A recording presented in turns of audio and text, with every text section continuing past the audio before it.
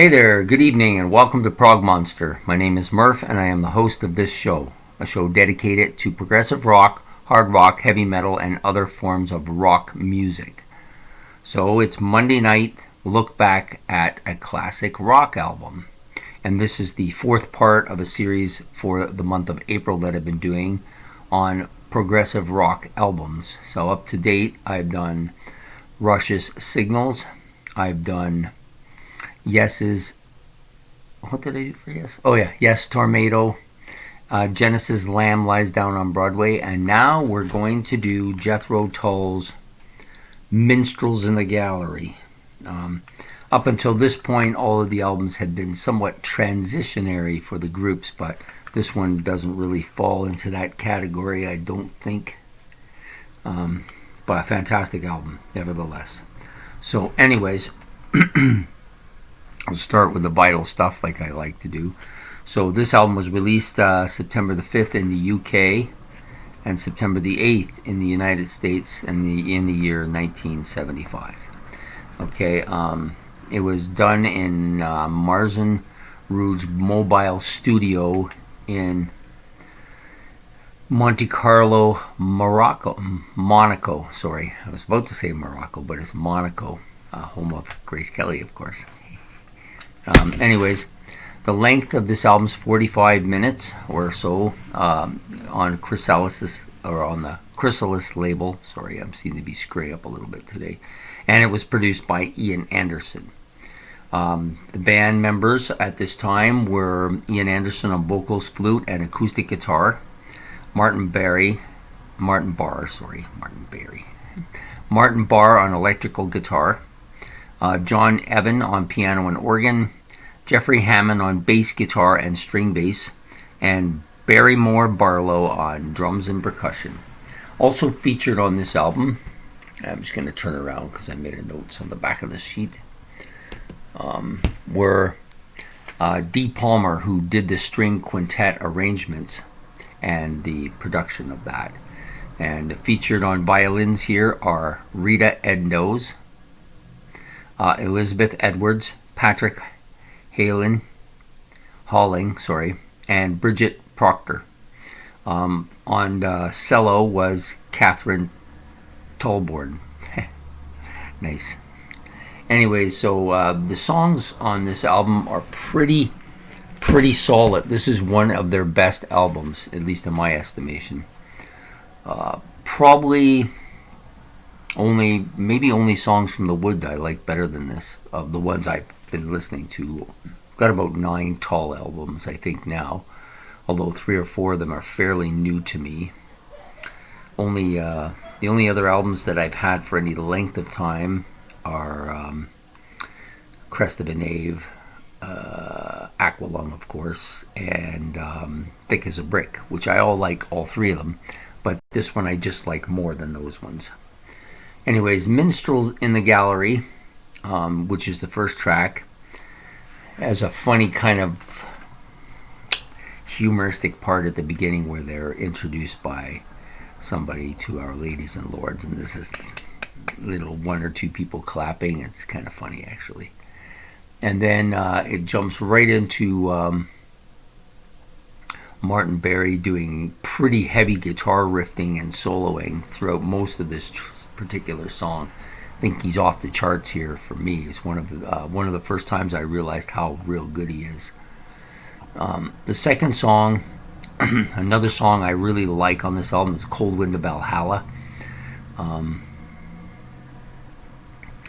It opens up with a kind of an acoustic guitar bit, and then from that the flute is added in, and it just continues to build.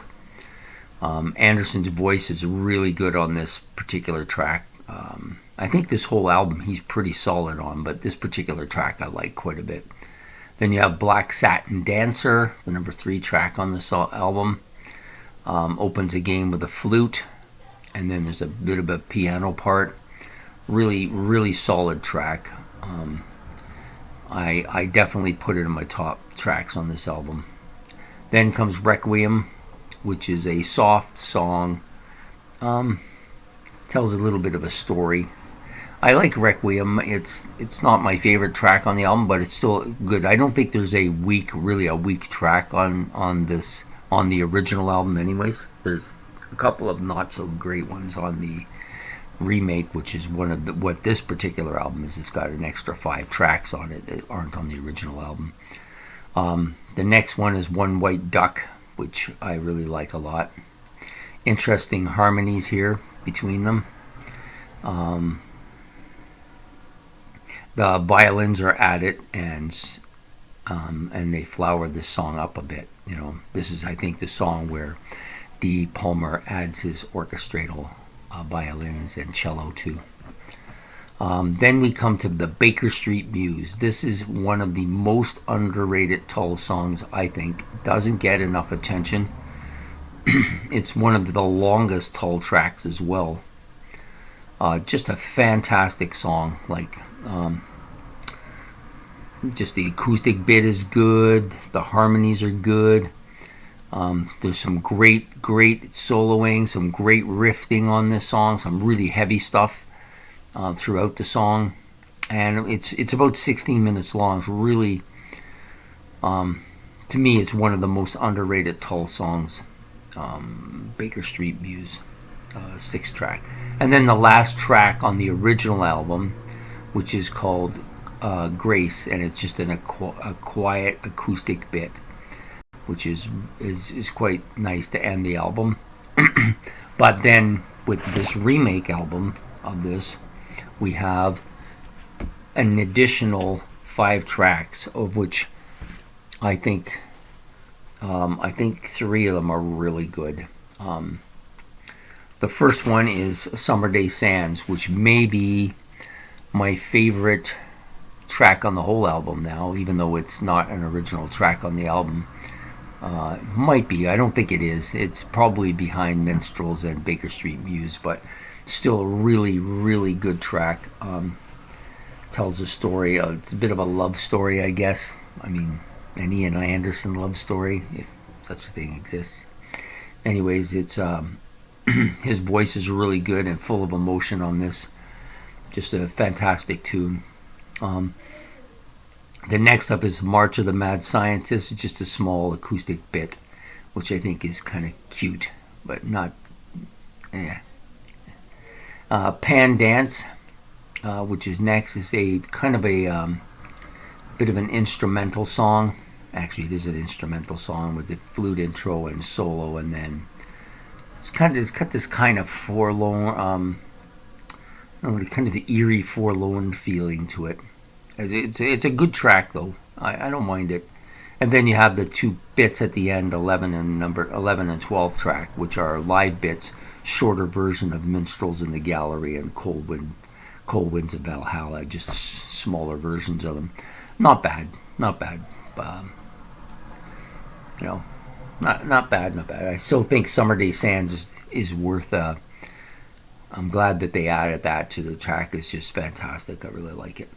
So the overall feeling of the album is there's some really heavy guitar riffing on it. I think the guitar riffing is really good. I think the harmonies are good. I think Ian Anderson's voice is really solid on this album. Really has some depth to it. Excuse me. And the flute playing is not as predominant as I've seen it on some of his other albums, but it's pretty good. It's pretty solid. I like the violin additions to the album, and the cello as well. I think they add to the album. But the overall feel of the album is really solid. It's to me, it's kind of folky, but not super folky like some of the later stuff. It's got some progressive elements to it, which is the reason why I chose it for this album. I think of it as a progressive album. Some stuff by Tull I don't really think of as a progressive album, but this one definitely is one of the ones I think of as that. So there you have it.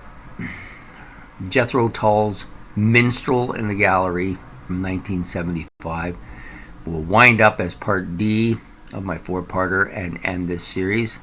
Next week I'm going to be doing some stuff that isn't progressive. I've got 2 or 3 albums I want to do look backs on.